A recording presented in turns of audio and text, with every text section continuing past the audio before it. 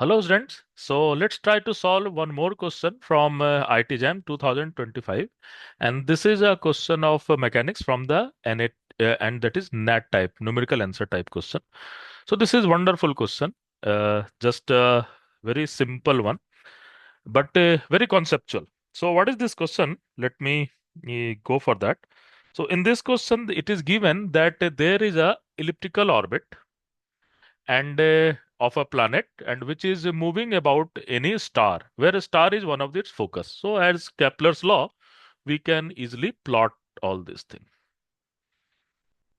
So this is my, I can assume this is my elliptical orbit, and I can assume the equation of ellipse is x square upon a square plus y square upon b square is equal to 1. So assume this is my focus and this is your basically star and here is your planet. And in this problem, it is given that is from the center to the focus or center to the distance of planet is all about half of the semi-major axis. So this is nothing but a by 2. It is given half of the semi-major axis, that distance. Let me check. So it is half of the semi-major. Yes. So this distance is a by 2 because this distance is nothing but a. So now what we have to do? We have to find the what will be the ratio of speed? What will be the ratio of speed when it is at the nearest point to the farthest point? That means this is the nearest point. So this is perihelion. So this will be, let's say the speed is Vp. And this is the apohelion. The speed is Va. What we have to do? We have to find the speed, the ratio between nearest to the farthest. So we have to calculate Vp upon Va. So we all know that this is there is only an interaction force, that is gravitational force is acting on this, and that is central force problem. So what will happen? The system have conserved angular momentum. So this mass, this planet, the angular momentum, this planet is going to conserve.